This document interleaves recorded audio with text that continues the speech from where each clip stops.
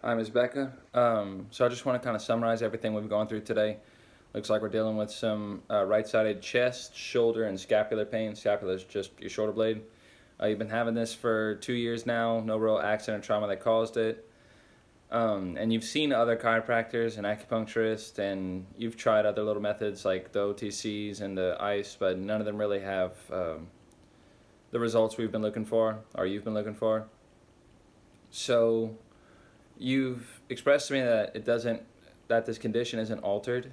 It's kind of constant and stabbing pain, and it isn't changed with meals or fatty diets or anything like that. So that's good because it can kind of help us rule out gallbladder issues. Now, when it comes back to just other stuff we were looking at, besides checking for that, look at some of your physical motions that we had to take you through. And I know some of your activities of daily living, which is what we call them, were troublesome, particularly overhead motions with the arm. So overhead kettlebell carries, military press, Z press, those were things that we did and that you showed us that seemed to have aggravated the condition. And so when thinking biopsychosocially, which is just kind of an all-around image of you as a person, we wanted to focus on the anxiety and stress that this is bringing to your life, and I wanted you to know that anxiety and stress have been shown to have negative effects on pain thresholds and treatment recovery time. So pain thresholds is just how you perceive pain. It could be different for me, it could be different for you. Um, so we want to start kind of focusing on that by helping you understand the condition more. I understand your previous physicians, whenever you had your MRI a year ago, they told you had a perineural cyst and costochondritis of the first rib on the right. Now, I actually do believe that that is kind of what's associating this pain. A perineural cyst is just a cyst that's on the nerve, and pushing on that nerve will cause pain. That's that stabbing pain. And then in your chest, you feel this constant pain. I actually want to attribute that one to the costochondritis or TT syndrome, whatever one. It's still costochondritis, no matter what. And I want to attribute that one to that one. So, yeah. Let's see. Yeah.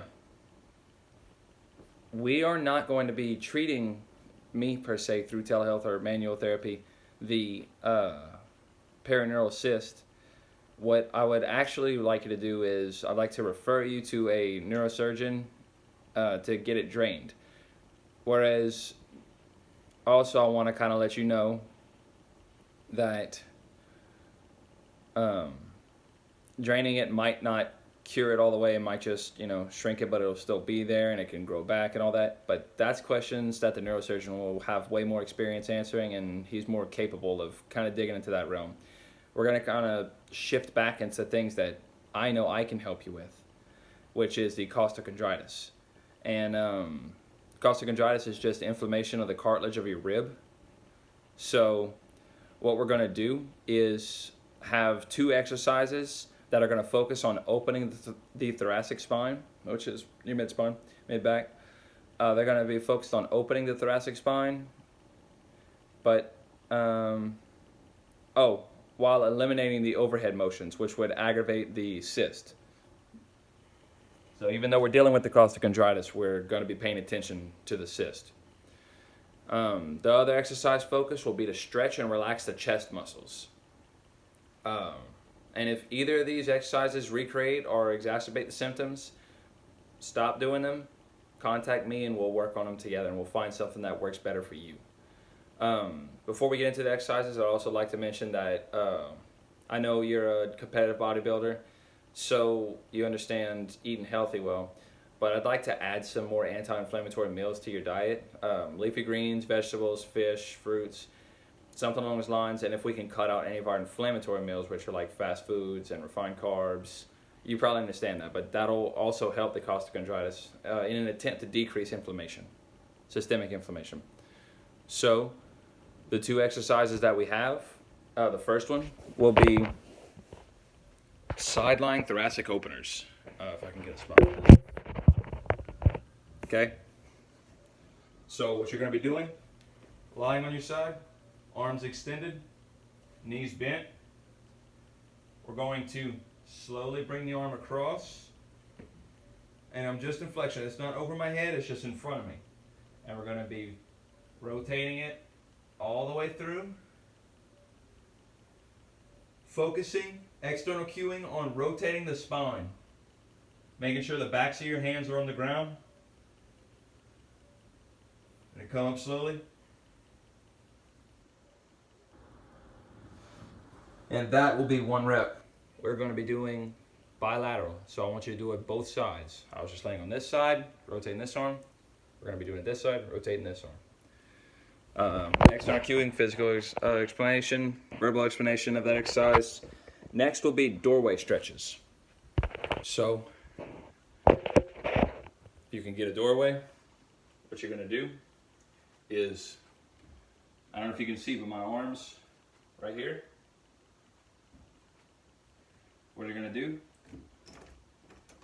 let's see if I can do it right here.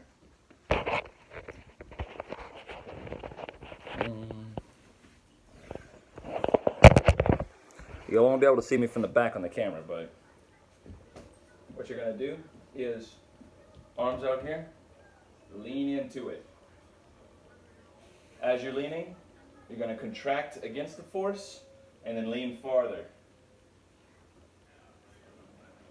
For external cueing, I'd like you to focus on it stretching. You should be able to feel that stress in your pecs. Let me close that. And that'll be both the exercises. For the sideline thoracic openers, I'd like to see them 3 sets, 12 reps, 3 times a week. And for the doorway stretches, it's called post-isometric relaxation stretching. That's what we're providing with the old stretch, contract against it, stretch. That one, just 2 sets of 3 reps every day. That's a stretch that I really think will help us. If you have any more questions, Becca, please let me know.